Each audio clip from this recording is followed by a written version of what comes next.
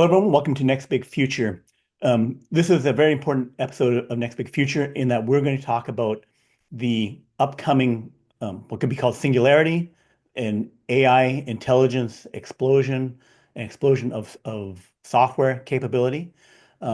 This is grounded in what has been happening for the last, the growth of computers for many decades, as well as the 12 years of AI explosion and how we've already transitioned to an even faster pace of improvement over the last year.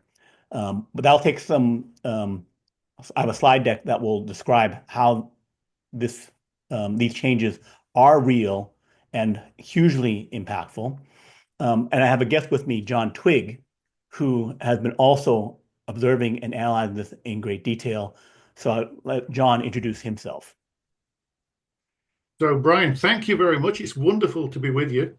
Thank you so much for sharing this really important discussion with me. My background, I'm a software engineer, but I've always been a little bit interested in the underlying hardware, even back I went to UMIST, which was a part of Manchester University, or it was associated with it in England. So very close. The lecturers, one or two of the lecturers that were lecturing me had been at Manchester University when the very first computers were being created. And they created, I think, one called Baby, they called it, which was one of the first, I think it was the first hardware that could store its program inside itself and run it. I think there were one or two earlier computers, but the distinction was that they could actually store the software in the program and run it. So it's incredible to think that just two levels of people back from Manchester University through me, and of course I'm getting old now, I'm almost 60, and this is where we are. We're reaching the point where we're talking about literally reaching a singularity of artificial intelligence being perhaps more intelligent than humans within not many years. The way I got here in particular was that I've been very interested in philosophy for many years, which got me interested in the social side of change.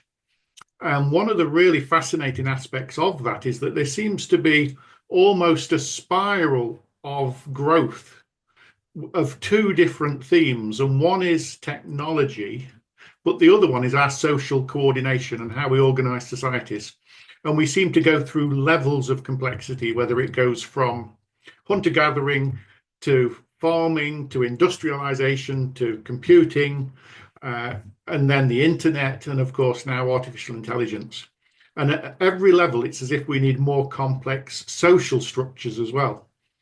So what that leads me to think is that we're going to be really challenged in our human social condition as well with the coming changes through a couple of key things. And one, of course, is, let's call it job disruption rather than job destruction. Some jobs will go, there will be new ones. The levels of which that happens is interesting, shall we say. I wouldn't like to even quantify it because so many jobs will disappear so quickly. So many people will do new things very quickly.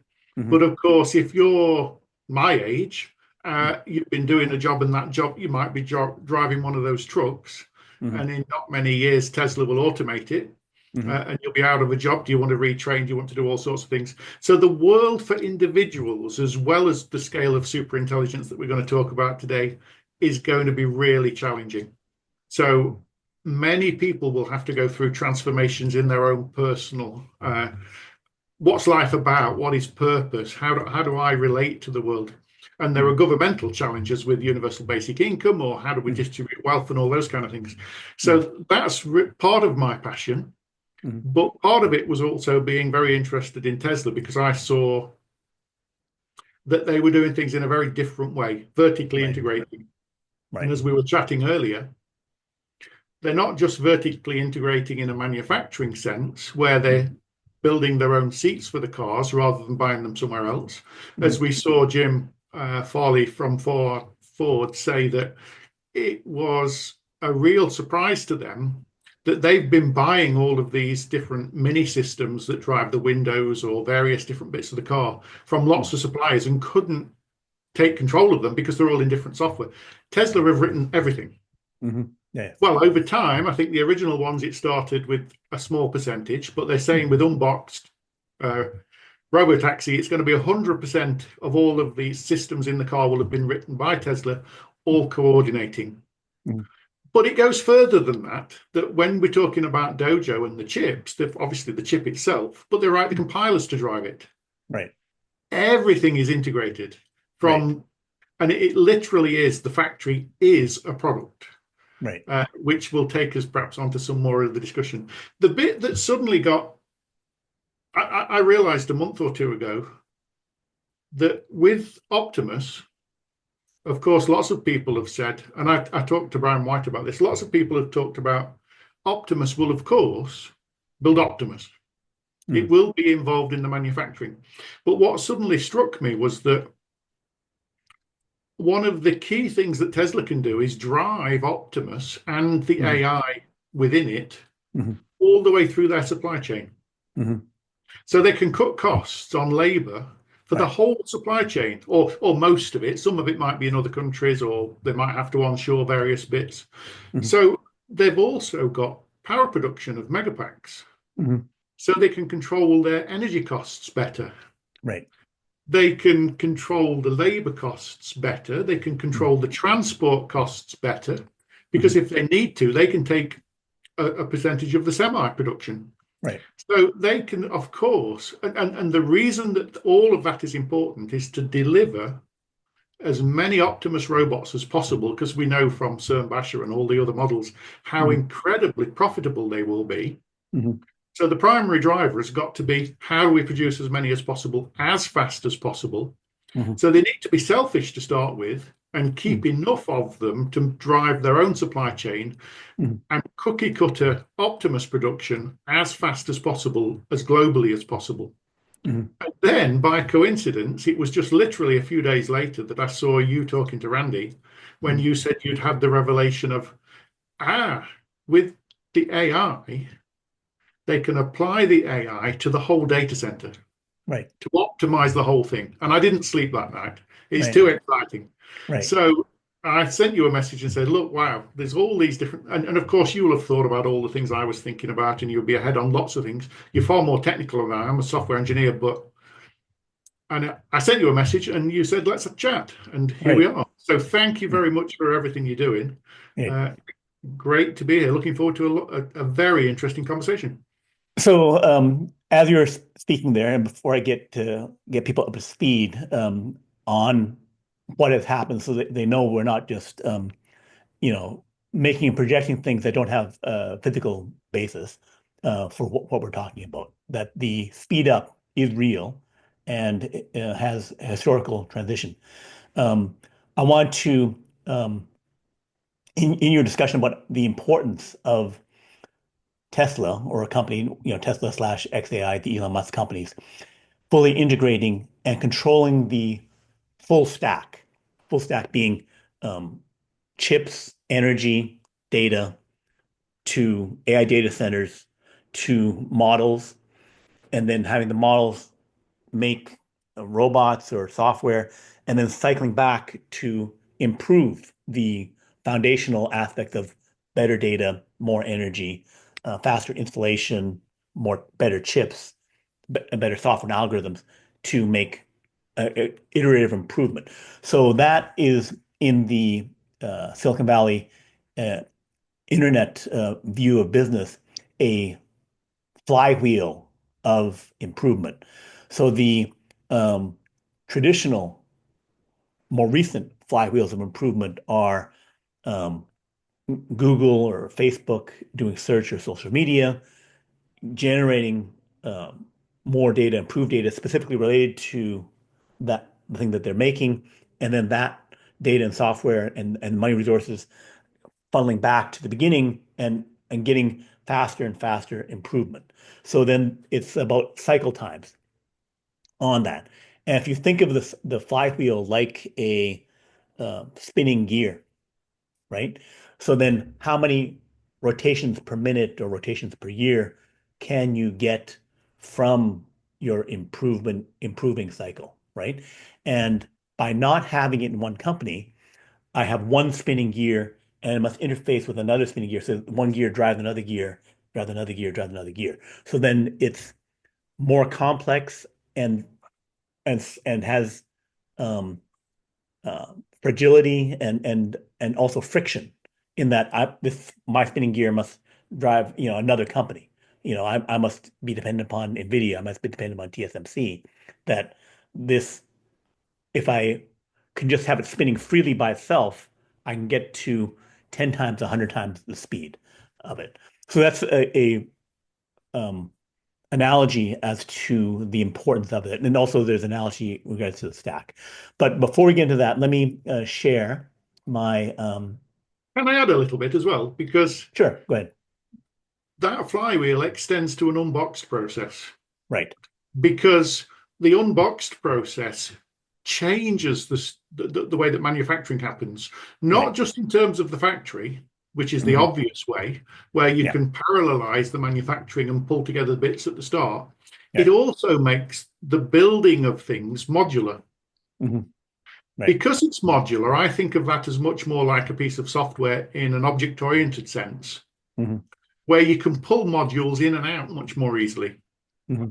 So, in Right. a simple sense, if you'd got a van and you'd Right. got a short wheelbase and a long wheelbase, Hmm.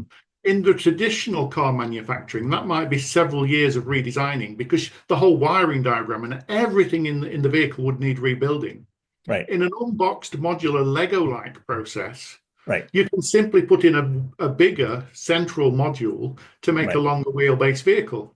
Hmm. So it makes new models, but Right. that manufacturing process of making manufacturing like object-oriented software Right. creation Hmm. makes manufacturing much faster. And we've also seen the Zengler's video of the semi Yep. factory. I Right. forget what they call the things with the long arms that literally putting the roof sections together, taking them, putting them straight on. So we've Right. got a just-in-time manufacturing. So even the manufacturing of new factories gets much faster as well. So it's Right. right through from the AI and Hmm. the software stack right through into what effectively becomes a software-like physical stack. Right. The whole thing Yes. just becomes a machine. Right. The physical world getting to the speed of the digital world is Mm. something that will be a long transition, but it will getting making major steps along that way is something that will be transforming the world.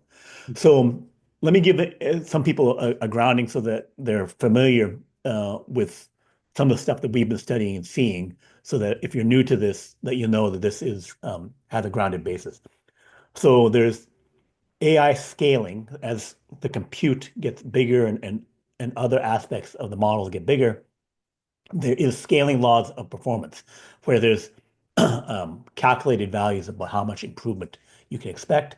In this picture, what John was talking about, that Tesla bots, the AI data center, that's the Memphis data center in the middle there, robotaxis, cyber cabs, and then below is some energy and the chips. That all these things tie together in the stack, and you need to have some appreciation for how the various segments work together. And but we'll get into that later. And then for scaling laws, and there's some doubt by some people about how the business will succeed on these things. And I'll discuss that as well as A quick how question. yeah, Is this going to present as it is on the screen? Do you need to go into slideshow mode to make it bigger? I can go into slideshow mode. Yeah, sure. Let me go to view I'm just slideshow. wondering the people Yeah, watching won't. That's going to yep, be better. yep, Yes. that's right. Okay, so I'll go AI today and how we got here. Some stuff about how things becoming cheaper won't matter and why investment will not slow down. Some people think it will, and then how the compute, money, energy, data tied together. Um, so I'll try and have this as clear and simple as possible, so we can have the more discussion about the societal impacts of this as well as other business impacts with John. So let me go to the. Uh, I think the arrow key will do it on the keyboard. Um, I'm trying to do the arrow key. It's not skipping over to the next. Why is this not? Oh,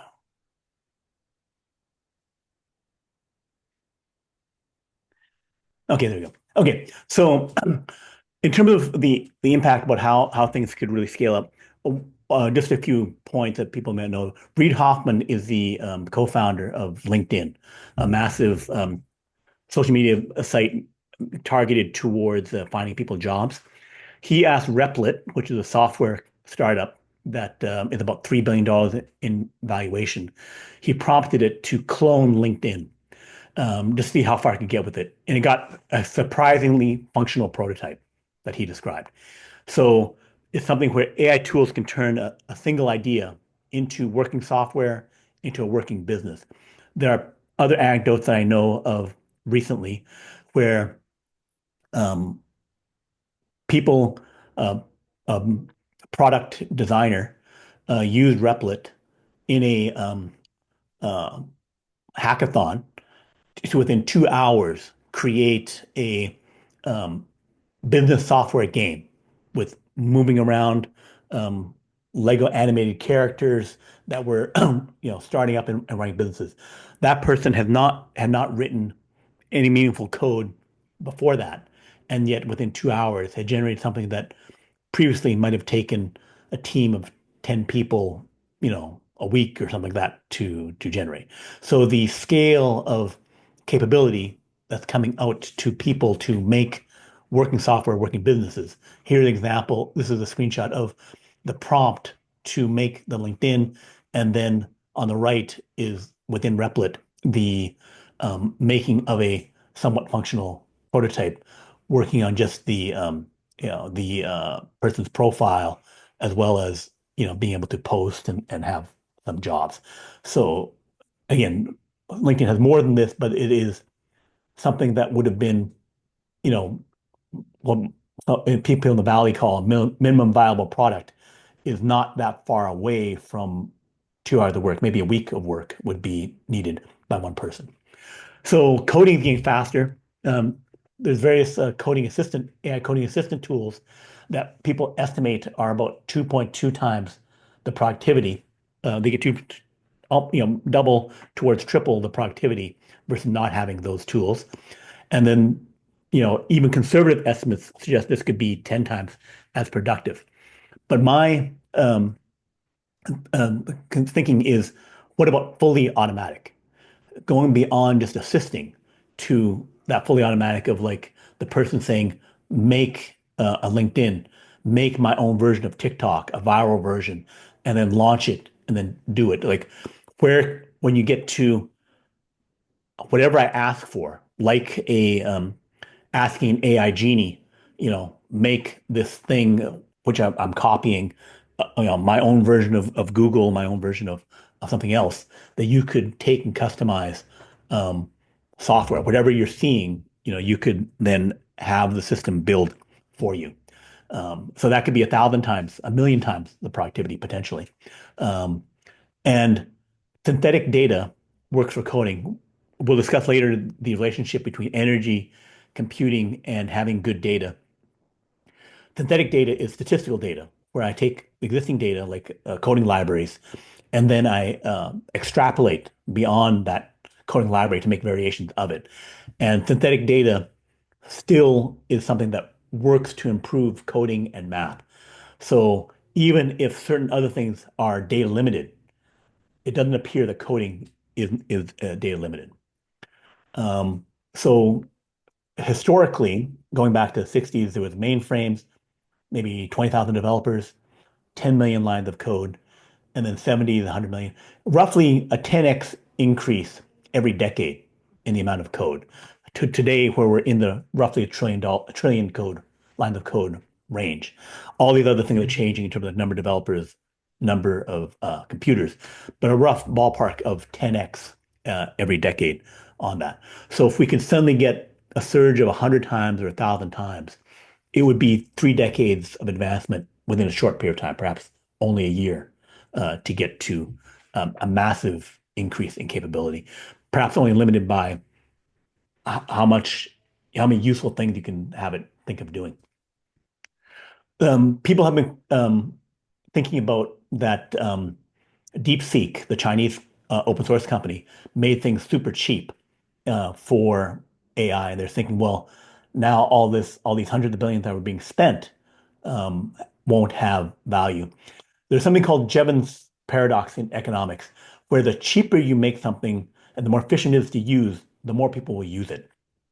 So cheaper AI will just mean more AI, more agents, more reasoning, more tokens. Just as cheaper personal computers meant more computer usage, more software usage. And the DeepSeek um, improvement, as big as it was, like a 10x, 20x, 50x improvement in cost, is just a part of a long chain that AI has constantly been getting cheaper. The only difference was it was done by a Chinese company and not by Meta or OpenAI or Claude, Anthropic. And so then there has been this drop of 1,000 times in cost from $100 to actually 10,000 times to like zero point 0.1 cent or zero point zero 0.01 cents. So then it goes to why will the tech companies spend more and more money? Pascal's wager is what I use to reference this. Pascal's wager traditionally is for the historical mathematician was that you need to believe in God, um, the real religious God, because the um, the cost benefit ratio is the benefit is if God is real, then you get to go to heaven, everything's good. If you're wrong and there is no heaven, you're still a good person, everything's fine. And so then there's no negative in terms of like not trying to make the bet that there's a God. How does this work with AI? The big tech CEOs must believe in a AI God in order to bet hundreds of billions and soon trillions of dollars on developing super AI. And um, if they're wrong, they've overbuilt some on data centers, which they can probably still monetize anyway. While if they miss out on going to super AI, the companies die. They've missed out on the transformation of our lifetimes. Um, they're currently spending about $300 billion. People don't know how much money the big tech companies have. And that $300 billion this year is only a fraction of the money that they can spend on it. They have something called free cash flow, which is how much extra money their incredibly profitable businesses are spending. And they still have more free cash flow than the $300 billion they spent on AI research. So just by using up all their free money, not even borrowing any money, they could get to $800 billion this year of spending. And by next year, they can go to $1 trillion because they're growing at about 15, 20% per year in terms of their profitability. And that goes back to that gem in the paradox. And then in their earnings call, Microsoft said that the AI revenue growth was 2.5 times. So nearly three times, more than double on the AI stuff. They grew to $13 billion. So far less than the $80 billion they plan to spend this year. But they invested, say, $5, $10 billion 2 years ago to get this $13 billion this year. So the investments they made 2 years ago are paying off. It's just that they have to stack up their bets and spend more money in order to make, say, $300 billion off of $80 billion in 2, 3 years. So the AI is proving to be profitable. It's just there's a lag in that. So they have to increase their bets earlier. All this is actually speeding up the technological progress. So everyone's familiar with Moore's law. Compute power doubled every 2 years. And but when we track back on AI compute spending over the last 15 years, there's been about a 4 to 7x per year increase in AI compute. Increased number of chips, faster chips, other things were part of this scaling that's been tracked. And then you will hit limits on energy in the first column, chip production, data scarcity, and something called the latency, which basically means that you can get to 10,000 times to a million times better than where we are now before hitting significant challenges to how fast you can do things. But these are not hard limits. It's just challenges. If you didn't have the power constraints, if you solve your power problems, instead of getting 10,000 times better before you have some limitation, you can get to 50 to 80,000 times better before you hit issues of chip production. Um, and then this goes to how the the AI gets more powerful, fewer errors is a measure of how this works. Of I get 10 times more, 1,000 times more compute mean I get 30% less errors in the second column, like 70% is the expected loss, so 30% less by getting 1,000 times more. What does this mean? Because it's like, what does that mean? 30% less error. It's roughly like going from um, GPT-2 to GPT-3, right? If people know, or GPT-3 to GPT-4, that 10x, and going from GPT-2 to GPT-4 is a it, with a in the loss ratio on the far right column, 20% loss from GPT-3 to GPT-4, half the loss from GPT-2 to GPT-4. So everyone knows that GPT-2 to GPT-4 is like an insane improvement. And GPT-3 to GPT-4 is a marginal improvement of about like 20%. So this is roughly the indication that we can get to more than the increase from GPT-2 to GPT-4 if we have a million times increase in the compute, which has a lot of value to go from a GPT-4 to a theoretical GPT-6 or GPT-7 that is as much of an improvement as we've already seen. Um, this also can translate to IQ. We might be at 150 IQ and potentially going to 300 to 400 IQ, which would be uh, that goes to a singularity of we don't know what that means. Um, okay, so we talk about the hardware, the chips. So the reason that XAI is I think has a physical lead is that they've already shown an increase of 15 times in 6 months in their compute.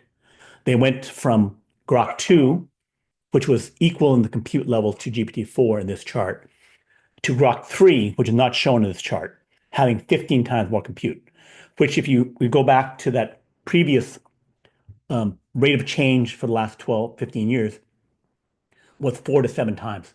So per year. So we've done in 6 months more compute scaling than um, you normally see in a year and a half. And within another 6 months, they will have another 12x in compute. So 12 months of compute with Grok 4 coming out in 4 months will be 180 times the compute, which if we were averaging out the amount of improvement, very fast improvement over the last 15 years, if you had 5 times 5 times 5, that'd be 125. So going up 180 times is more than 3 years of improvement um, relative to that. And this will continue, which I'll briefly go over before we discuss the impact with John. So I'm expecting 15 times more. We've already seen 15 times more compute from Grok 2, from Grok 3 to Grok 2, 12 times more compute from Grok 4 over Grok 3, which is 180 times from Grok 2 to Grok 4. And then there'll be another 3x to 5x to get to 750 times more compute for Grok 5, which will release early next year, which is basically averaging out to 50 times more compute. So we get a surge and then a slight slowing until and a re-acceleration of it because there's some physical limitations upon these installations data. So this advantage that XAI has, which is an Elon Musk company, is that this is a picture of the Memphis data center. They installed 100,000 chips of the most recent NVIDIA chips in 122 days.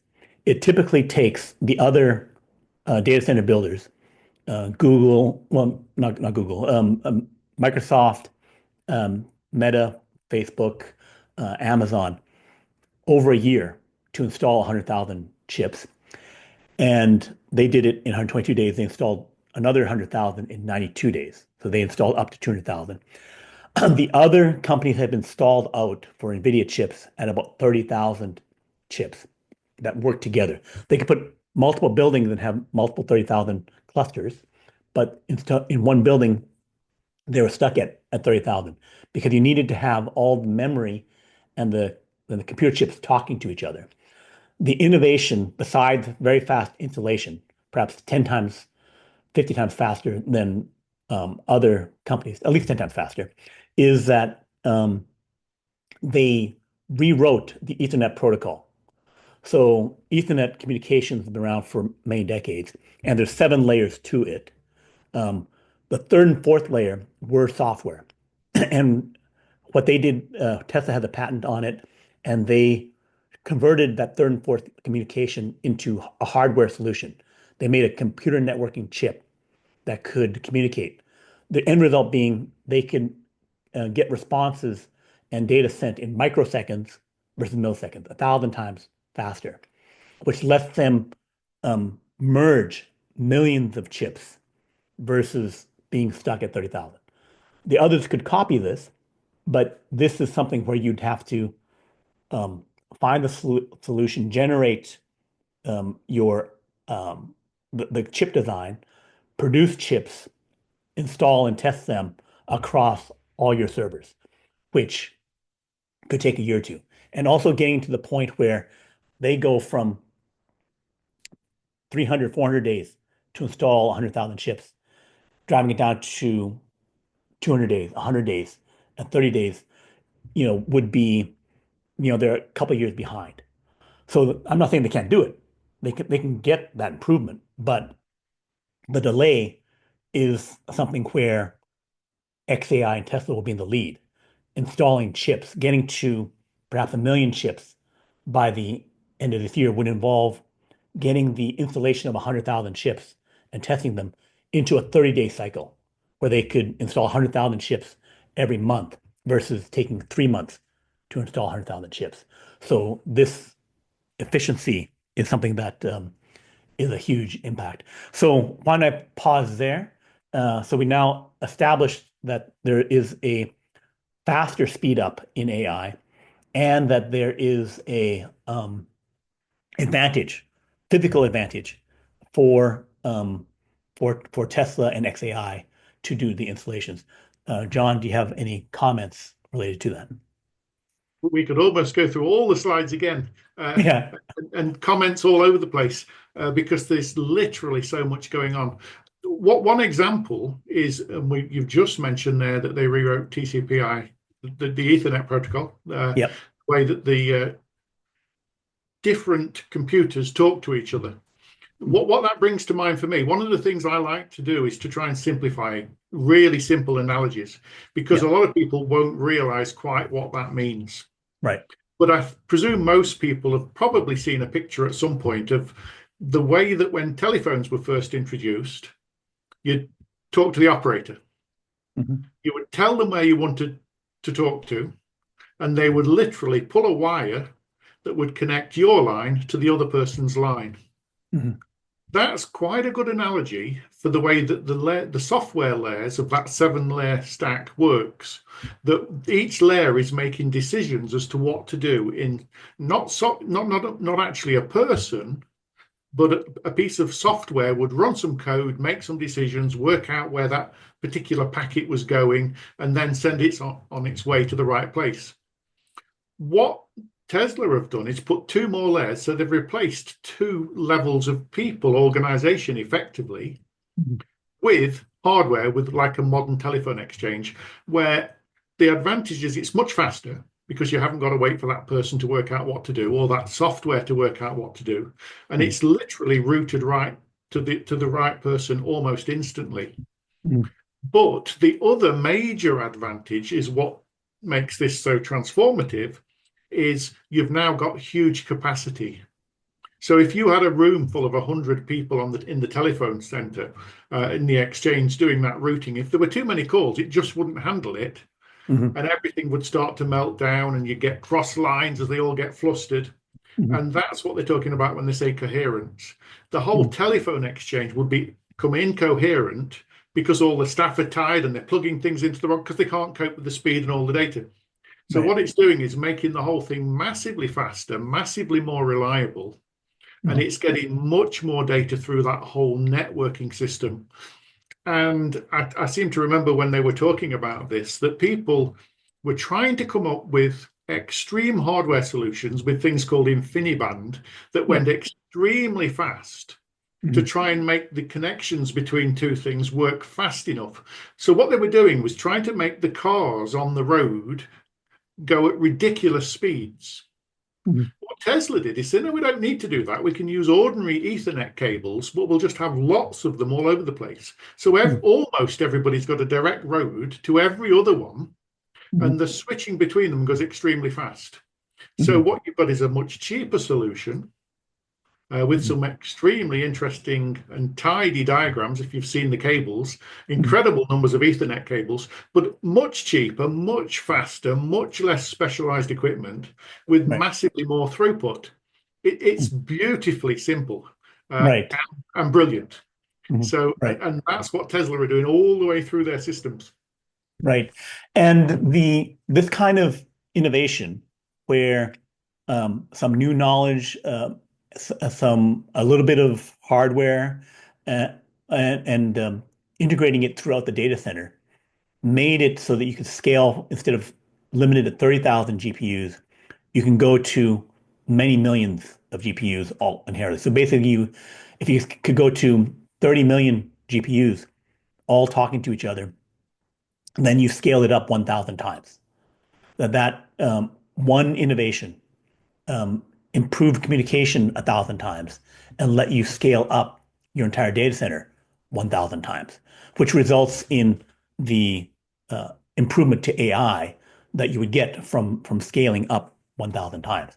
But those are not the only areas where we can get 100 or 1,000 times improvement.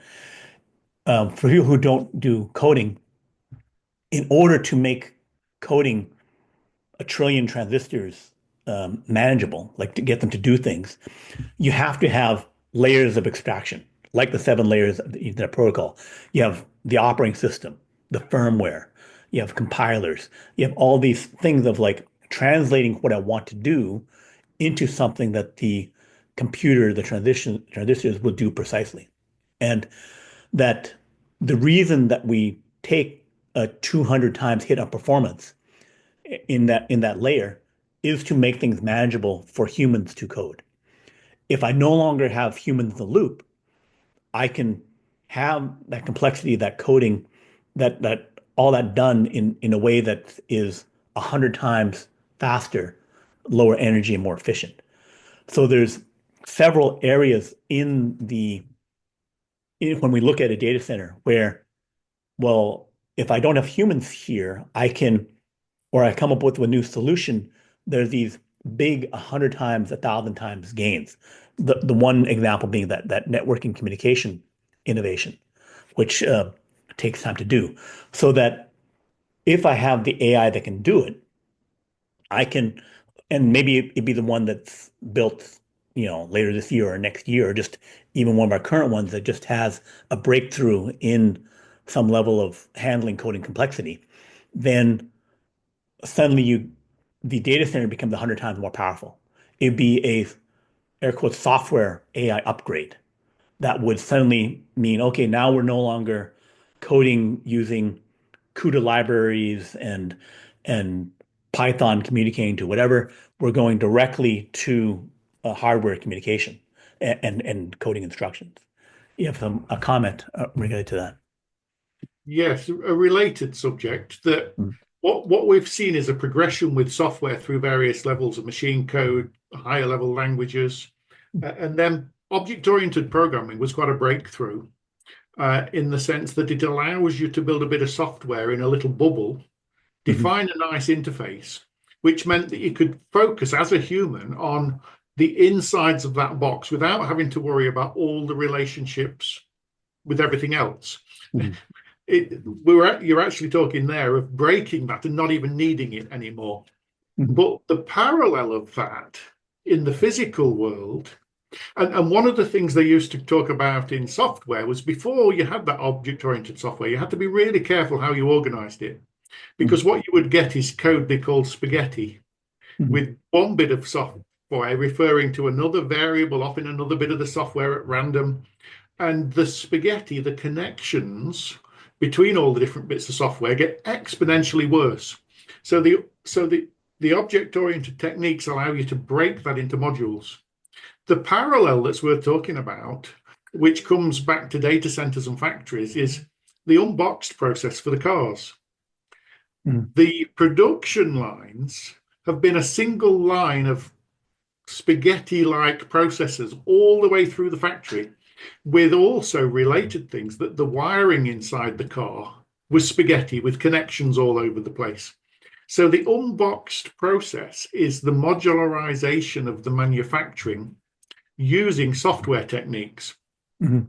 So it's fascinating that Tesla and Elon are pushing the software paradigms and all the things learned there through the manufacturing systems, which will allow them to make changes to the cars much faster. As we hear Tesla make changes on the production lines all the time, Mhm. most of the others do redesigns every 7 years, maybe interim ones every 3.5 years. So the factories are going to be built faster. So Tesla Mhm. bot, the cars, and the AI data centers are becoming modular, almost as hardware as a service, Mhm. or rather hardware as a platform, which is the modularization of the platform that provides the software. So Mhm. all the way through that whole system, they're going to be using the same techniques. So Mhm. that flywheel, it's almost like going from a hand cranked flywheel Mhm. to move into one with an electric motor that cranks it for you, to the Right. point now where it's a nuclear reactor in there that just keeps going faster and faster on its own. So it's Right. quite profound. I'm also looking back at the earlier slides, and you talked about Replit. It's Yep. really fascinating, and the fact that he used it to clone, to some extent, a copy of LinkedIn. Yes. What I'm finding when I look at these tools is they're really good at the moment of producing something from scratch to a Mhm. certain point. Right.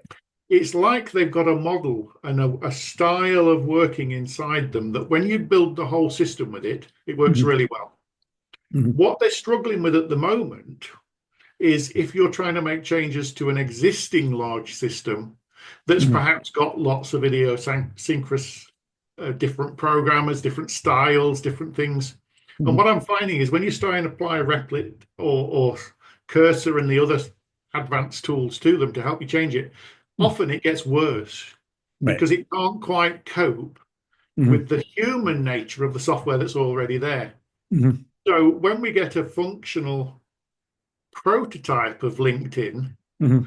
it's not actually going to be something that a large company would want to deploy because of all the infrastructure, the security, all Mhm. those other kind of things. Right. So we're going to need another leap, which is coming, Mhm.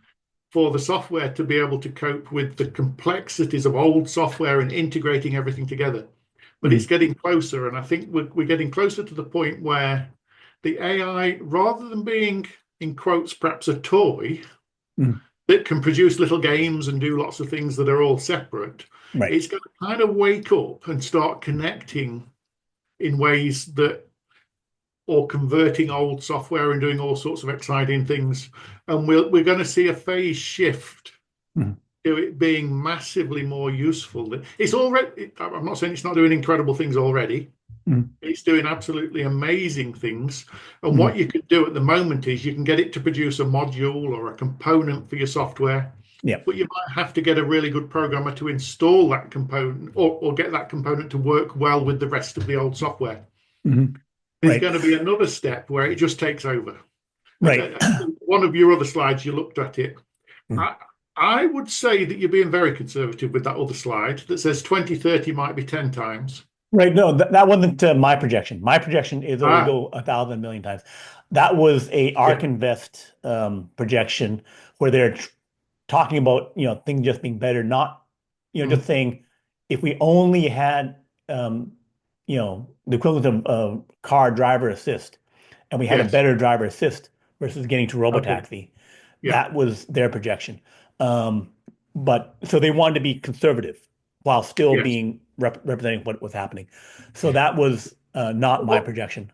Go I ahead. I think we're likely to hit the third level in 2030 with Mhm. the changes of the AI becoming much bigger context, much bigger understanding of more complex issues. Mhm. And I'm sure you're going to get into those details as we go a bit I, further. I'm actually of, and I don't have full basis for it, but I believe it will be next year or the year after that we will have fully automated software.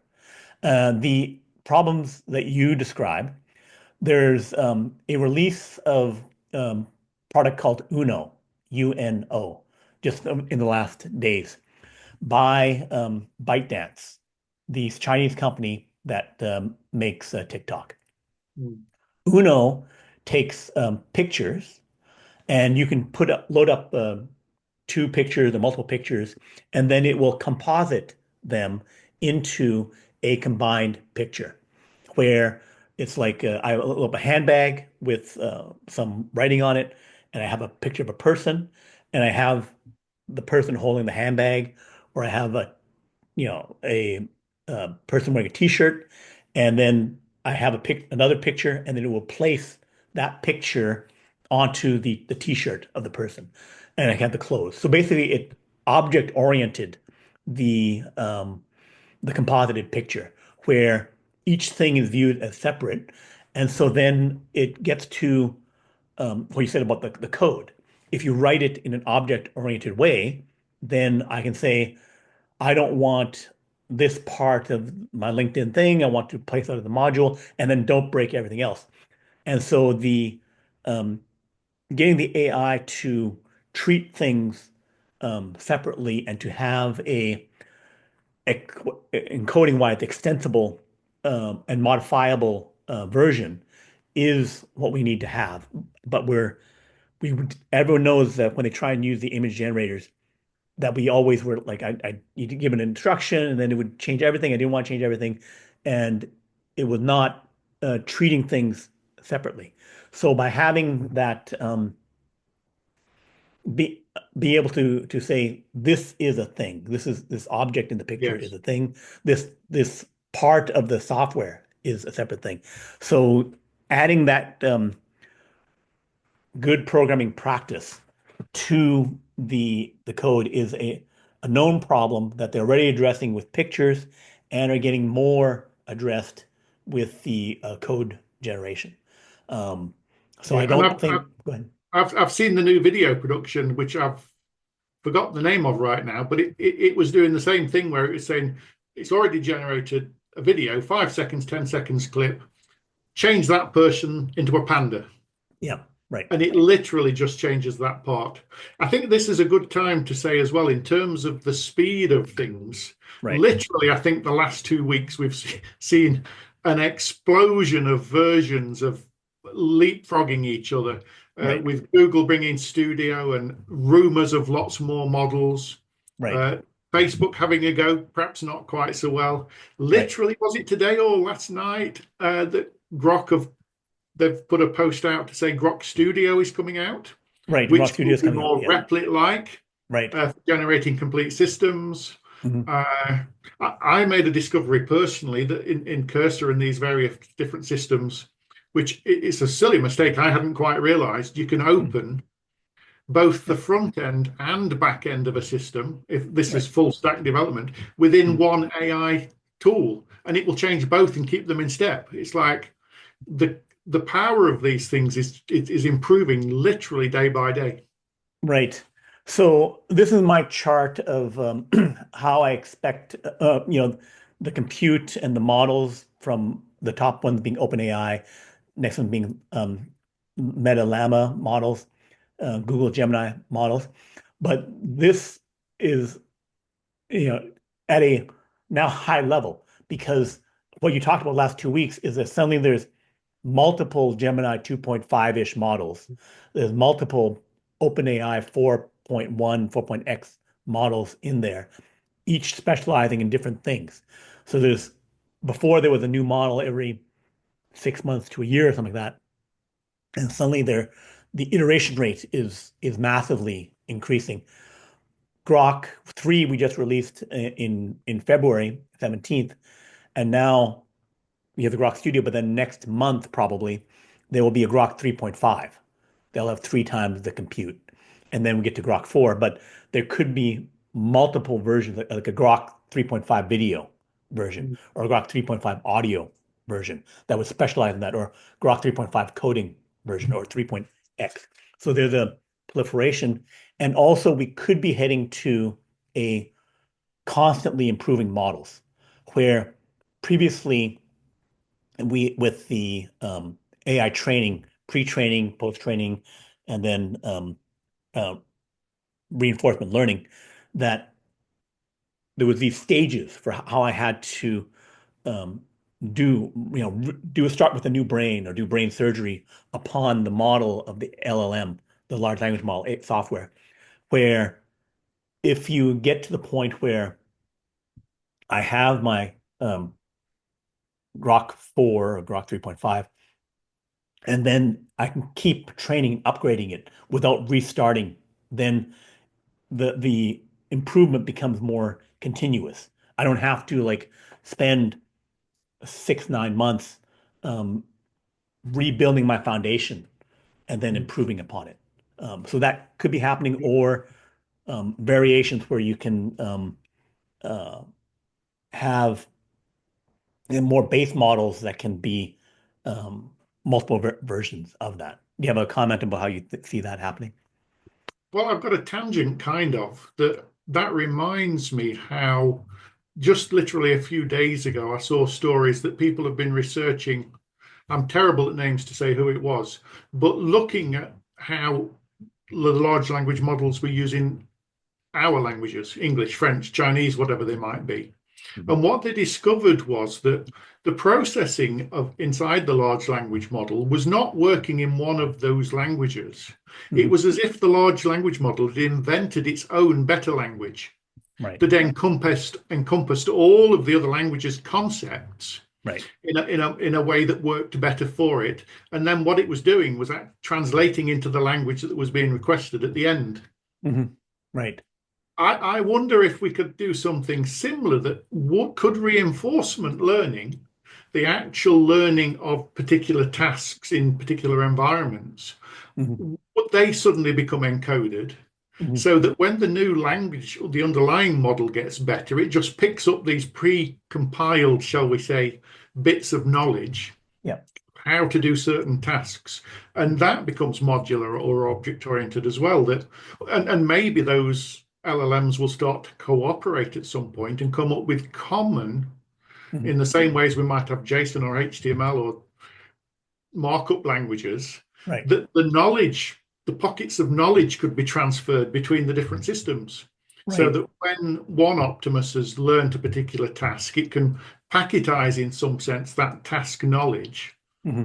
that can be then sent around to the rest or even other robots or other in completely different languages. So for computer languages, computer theory, and spoken or written um, um, languages like Chinese, etc., there is the concept of the universal language or pseudocode. So pseudocode is a universal way of describing an algorithm that is not a computer language specific.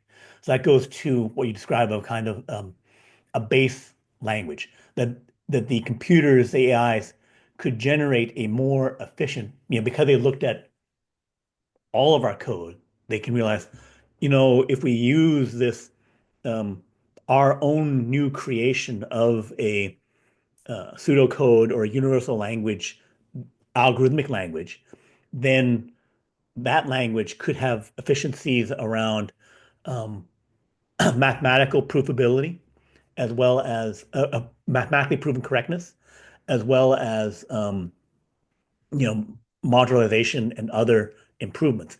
So that's something that computer theorists have been working on for a long time, is to get to mathematically provenly correct code, where we do have some of that with compilers, but that we could get to, by having this broad view, to make an advancement to um, more uh, fewer errors in code because we have a new way to describe what we want to do. Um, And what one of the particularly fascinating bits of that was that you were saying that people have been researching those kind of things for many years, right, but it seems as if that this has emerged spontaneously on its own right, within the large language models because right, it was, I was going to say, perhaps the most effective way to do it. right, But we're still not totally sure how the large language models work in their totality because these wonderful things seem to happen, and we're beginning. And there's been a post floating around X for the last couple of weeks or so, talking about levels of AI and hmm how complex they are, and how right, we might use one level to try and keep track of the next one before right, we release it into the wild. And hmm it's like this is already happening, that it's right, already found this core language. right, And if you say if it can bring mathematics into that, maybe even we start to get philosophy and all sorts of things appearing. That it hmm and the goal of XAI hmm is to understand the universe. right. Uh, Perhaps that's not as crazy as it sounds. So in terms of software, verifying software, we have various tools, like compilers and other things that have that kind of function. But also, um, there for AI, we had the chess programs and the Go programs. So those were uh, mathematically complicated games with large search spaces where we as humans had not fully solved them. We have fully solved checkers, but we have not fully solved chess or Go. So the chess Can I program, just ask then, go when you ahead. say fully solved, you Mhm. mean that we couldn't actually, Computationally, for any figure possible out. game, we would know how it was going to play out and who was going to win, etc. That's right. That's right. Yeah. So we've done that for checkers. It was maybe a decade ago that we figured out how to perfectly play checkers because computationally were able to address all aspects of checkers. A interesting side note on that was that the greatest checkers or draughts player ever um, was called someone called Tinsley the Terrible, and I think it was a Canadian, and he was dominant for decades.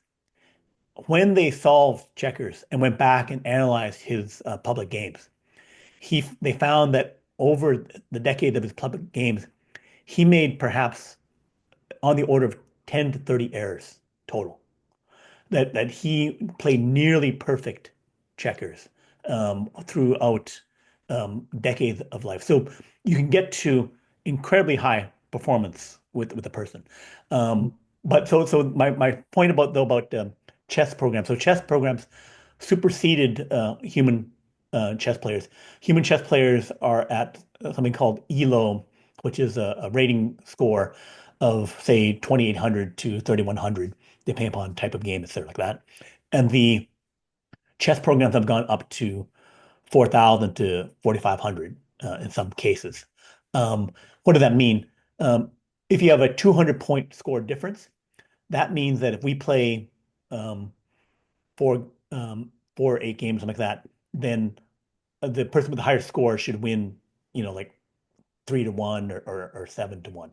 And then as you get more and more points difference, then by about like 700 points or 1,000 points, the lower ranked person has no chance. Yeah, I don't know this in too much detail, but I think beginning chess players, it's quite easy to get up to five, six, 700, even 1,000. Right, But when you start getting towards a 2,000 score, you're starting to talk about what they call the international masters right, and 2,100, 200. These are extremely good players, and right. there's not many of them in the world. And Mhm. as you start to go up 23, 24, 2,500, you really are talking the best players in the world, and there's not many of them. Right. So to go from 2,700, 2,800, which is the human limit at the moment, Yeah. I've forgotten his name, that's at the top of the Magnus Carlsen. Magnus Carlsen, yes. I think he's around 27 something. Yeah, To say that we've gone another 1,000 above is just yeah, incredible. right, right. So it goes to so several insights I have with that, and also applying one to Go. So one is for Go because Go is even more complicated. After the computers beat the human players, some years later, they some researchers created a adversarial computer program that would test the um, the Go AI and found that there was flaws in how the Go programs handle things. You could do something called a step ladder attack, where basically you put for Go with black and white things across a 19 by 19 board, and you could make in parallel this stack of diagonal um, structure, and that kind of attack could actually beat which was something that a beginner player would recognize. Hey, that's a ladder attack. I can beat that ladder attack and like that, but it couldn't handle the ladder attack because of the nature of how it was solving things and the complexity of it, that it generated many possibilities and it became beyond it. So there were other flaws that they found by you, but basically the beating a human player left open errors that um, a software program needed to verify something that was complicated. So that we can't assume that just because it beat a human, the human didn't realize if I do something really dumb, the Yeah. the program can't AI can't handle it. And it took months, years for them to train the AI to handle this particular flaw attack and other flaw attacks that they found in the system. Um, what else I want to say about that? And then, of Um, course, though, the next generation of AlphaGo, yeah, it learned all those things and wiped out the previous version, the one that self-trained, didn't it? right, right, it did. Yes. So the other insight I would get from that is that so those AI systems became better by generating their own data. They played each other in Mm. order to get more games, in order to get a billion years of games or a million years of games versus, us only having 100 years. So the reference to that is robotaxi and some dispute whether it's being solved. I say it's going to be solved by Tesla at scale starting in June, and then by next year, all the million cars will have robotaxi capability. That took is taking 6 billion miles, and they actually made that prediction back some number of years ago, 5 to 10 years ago. That would take 6 billion miles of training data to solve it. Um, it takes a minute at 60 miles per hour to drive 1 mile. So that 6 billion miles is either 6 billion minutes or some maybe 8 billion minutes if some of it is slower speed driving. So that 6 billion minutes is 11,000 years of driving. So the the human, you know, person, born learns to see things, learns to drive when they're 16.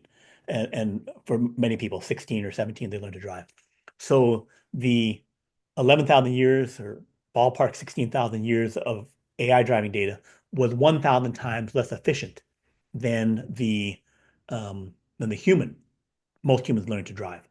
So, but the thing is that 1,000 times inefficiency is not relevant because one, you can get that 11,000 years of driving data from a million different cars all recording the information.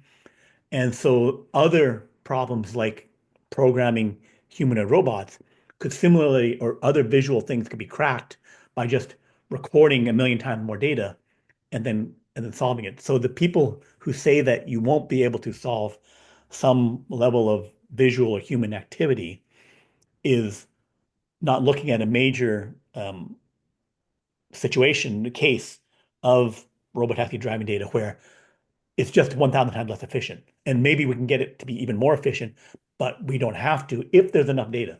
So similarly, there's the issue of, chess and Go required a lot of data to solve it. those domains where there is a lot of headroom, a lot more than human capability beyond it, incredible value, and having a lot of data. So that leads me to say that coding is one of the next great frontiers, which, we're discussing it, has a lot of data. We can make more with synthetic data. And there is a huge gap between best coder, human coder, worst human coder. And there's clearly a level beyond where there can be superhuman coding.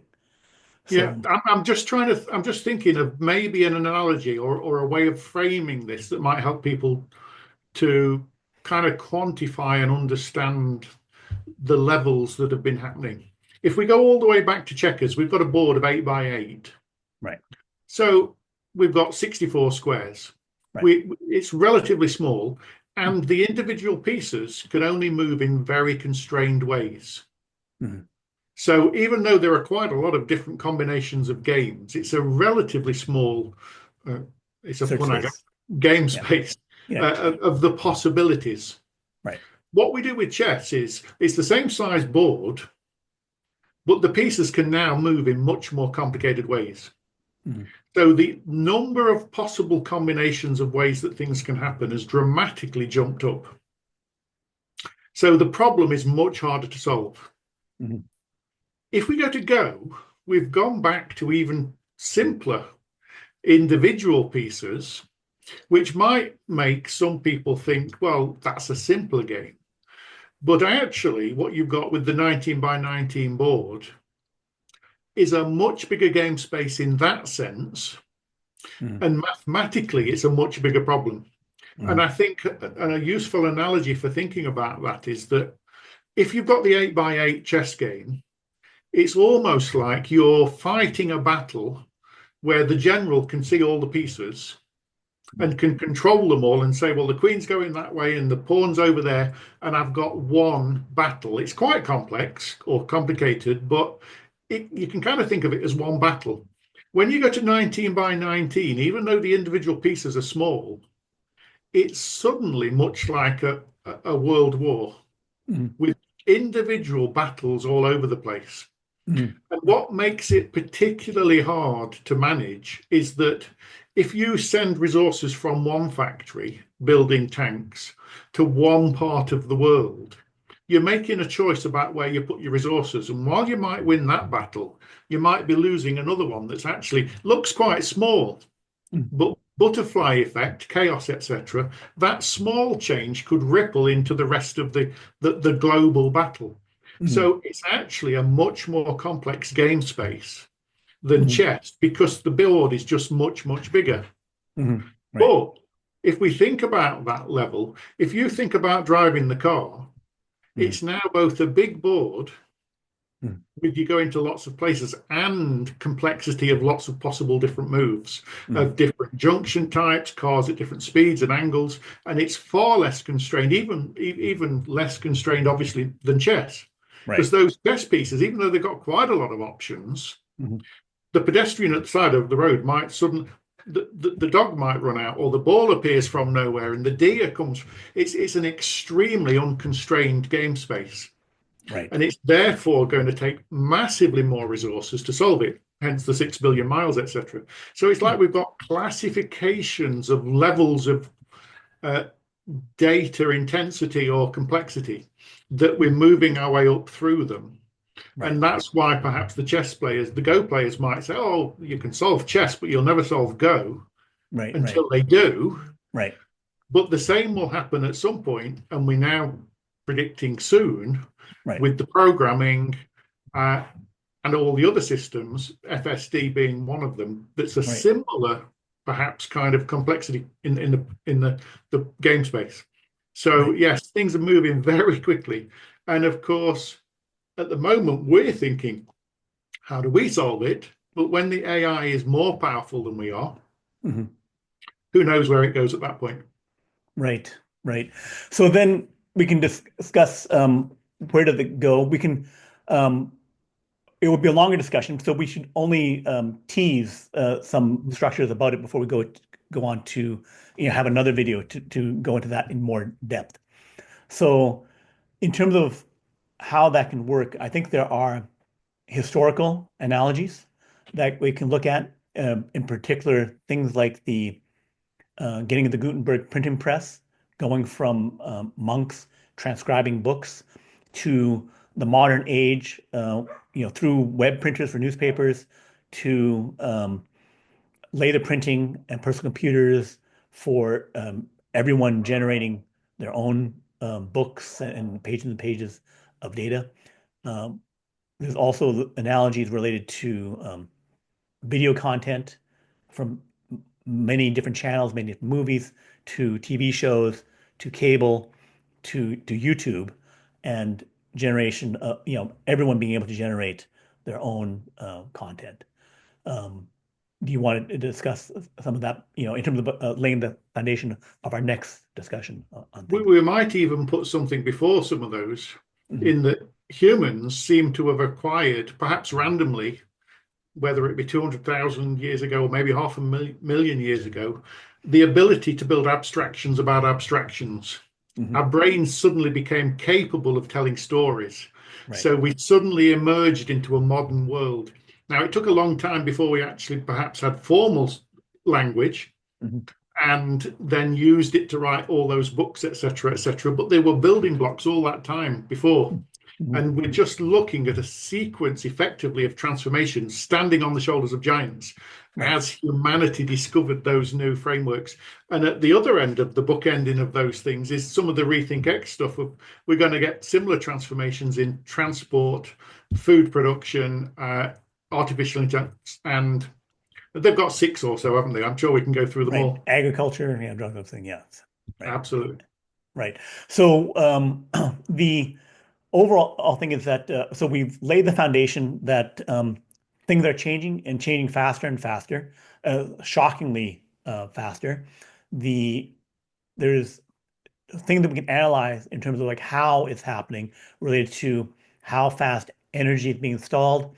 The key aspect of the data center.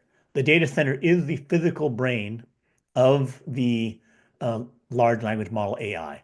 It is the physical realization of it, and that gives us a means to analyze the speed of AI data centers being installed and the rate of improvement that they have, and then how the end result of better AI with domains that have a different amount of data, what does that mean in terms of a changed world? That if we say, okay, one of the next big things is programming becoming 1,000 times, 1 million times more, what does that mean relative to society? And the speed with which this can happen could be 2 to 6 years. That it is actually um, common, like Eric Schmidt, ex-chairman of Google, says that the Silicon Valley consensus, the big tech people, is that superintelligence, this transformed coding world, will happen within 6 years. They talk about, the super coders happening within 2 to 3 years. So this is not a um, only Brian and John have come up with this observed um, rate of effect. It is the uh, the tech leaders who see that this is happening, and this will, yeah, go ahead. I was going to say, I'm putting my hand up, not to ask Yeah, a question, yeah, but to say, on the other hand, yes, as it were, yeah, one degree of freedom that is incredibly important is that Optimus hand right. and the ability to deploy all of those benefits of the software into our physical, ordinary world of jobs and living. And Hmm. that's the other side, the other hand of how does our total world transform? Uh, Right. Yes, it is transportation, labor, as well as intelligence slash coding. And I'm not saying that, coding is the only thing. The um, transformation of the physical world, the factories, as well as the humanoid bots, the production levels on those things for people who don't know, perhaps 5,000 Tesla humanoid bots deployed in the factories this year, by the end of this year. 50,000, 100,000 next year, a million or more in 2027. So the speed with which factories could transform and become 3 times, 10 times more efficient would be again another shocking thing that will be happening in parallel with massive amount of coding. That there's multiple aspects, but it's in order to um, parse the problem and effects, you need to look at some aspect of it, which maybe it needs to be, you have to look at the 2 or 3 biggest things, data center, bots, and coding, and see how those interact and how that will drive towards the other major breakpoints. And then what does that mean for society? So if this is amount of technological improvement, intelligence improvement is happening, it's affecting business, it's affecting our world economy. And then what does that mean for people?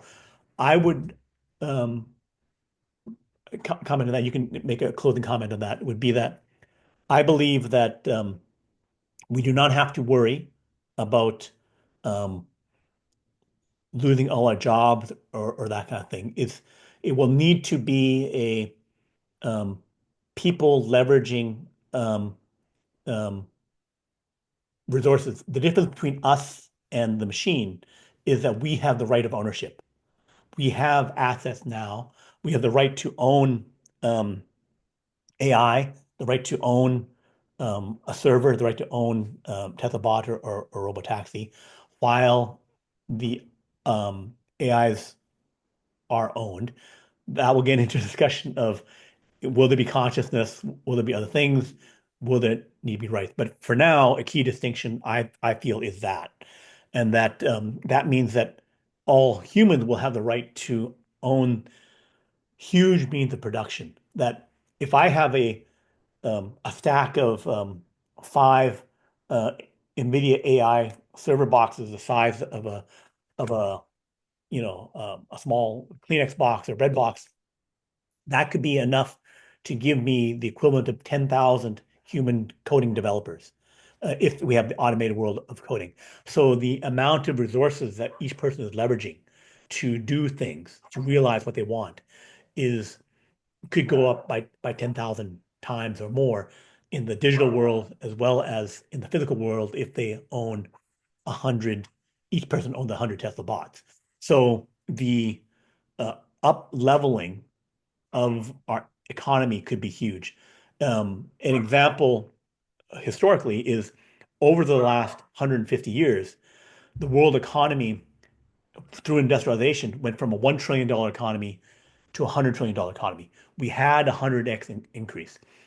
The fact that we could get more than 100x in a shorter period of time, 10 years to 100x in the economy, 20 years to 10,000 times, is something where there should be enough pie for everyone to get enough. Like, why would I say, okay, you can't even have, one bot or one service? Like, it should be that can become and mathematically can be something where everyone gets something. But these are societal discussions. How do you want to round up on that? Take as much time you need to. Yeah, I don't think I'll make this a bit long, Yeah, but what I would say is I'm not scared or yeah, frightened of what it might look like in 20, 30, 40 years' time, because it's fairly clear, unless something catastrophic happens, that we humans do something very silly Mhm. with wars and things. But if we follow the same path and we get AI aligned and we work with it, that we're going to reach an age of abundance. And as Right. you say, there'll be more than enough to go around. But what makes me nervous is the transition, Mhm. particularly in perhaps the next 5 to 10 years, because some jobs will go quickly. Mhm. No governments are both, well, normally at least, perhaps at the moment, they might be going a little bit quickly in some areas, more than some are comfortable, but they usually go relatively slowly. Mhm. And there's a good reason for that, is Mhm. going quickly when you're governing is chaos, Right. and you can get in a mess. So it's good to incrementally govern Uh, but you've got to be careful that doesn't become dogma and stuck, which obviously some people are saying is happening at the moment, and we need to break out. Mm, But we're going to go through a transition where, let's just say, drivers, security guards, etc., even within 10 years, most of those jobs might be gone. mm, So for some people, they're young enough, they're agile enough and ready and open to change and doing new things. Some people won't be so agile. They've not got the personality to change so quickly. What's more scary for individuals, and I think this is something that society and governments need to be thinking about, is that some people go out and get a big mortgage and stretch themselves. If they lose their job and they're not ready, they will go through personal pain. The mm, house might have to be sold quickly. They could lose a lot of what they've already got. mm, So, and I can't see a way. Other people might have lived well within their means. They're agile as well. They'll adapt quickly. If they lose their job, it's an opportunity to go and learn something new. They've got some money in the bank, they've got some freedom. And I can't see a way that a government or governance in general can look after all possible cases. mm. There's going to be some pain in some places, even if the overall is getting better quickly. Right, right. And that's going to cause some tension and disruption. And in a sense, that mirrors what's happening at the moment with the US globalization, global free trade Mm, is overall good for everybody mm, because different countries, different groups of people specialize in different things. I watched a really good video talked about if you've got two crops and you've got two groups of people that grow them both, but one is better.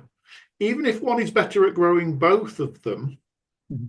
you're still better to let them specialize and do one each to some extent Mm. because you can do it better and everybody ends up with more of everything. Right. So specialization is good, but it tends to specialize or focus the wealth to the people that are good at the specialization. But Mm, if your job gets exported to another country, it's mm, bad for you personally. So this is the stress we've got in in the US system and the world geopolitically at the moment, that mm, some people do really well through specialization and global free trade, mm, others less so. And mm, we're not doing a wonderful job, shall we say. And this is a political argument, but I wouldn't argue either one. I would say the two sides are both two aspects of what we need. And one is that we need to redistribute wealth mm, to make sure that vulnerable people, disabled, babies, children, whoever it might be, are looked after and the society doesn't become callous and without heart. mm, But the other side of the argument that we don't want to provide an endless growth of population with whatever they want, regardless of them contributing something. mm, Is with abundance, that might be different. With mm, superabundance, we might be able to give everybody everything. But mm, right now we can't. mm, So we get the political stress between the different bits of the system.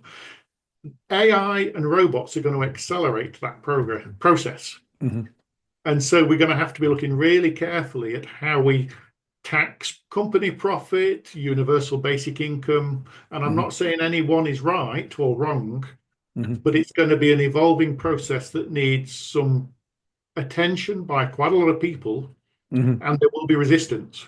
mm, Like we see with Tesla and unions, is it in Sweden? No, we don't mm. want those things.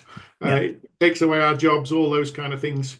The Mm, danger is for any company, organization, or whatever that doesn't embrace this, they mm. will be left behind Right. and they'll be worse for it. Mm, I mean, we've got it in the UK at the moment with the steel plant. Uh, mm, Chinese owned, maybe shutting down, but what about national security? All those kind of battles. So mm. this is a complex problem. Might be that the AI actually solves it all for us and we won't need to worry, but let's see. Okay, so I think I have a proposal that may address that, but I'm going to save that for the next video. So we will talk again with John. I thank him for the time that he had here, and we'll discuss in our next video more about the silent impacts, the transitions that are needed, which will need to dive into the timing of things. Because if you don't, you can't just say, okay, well, something will happen. It's like, what is the most important thing that's happening exactly when?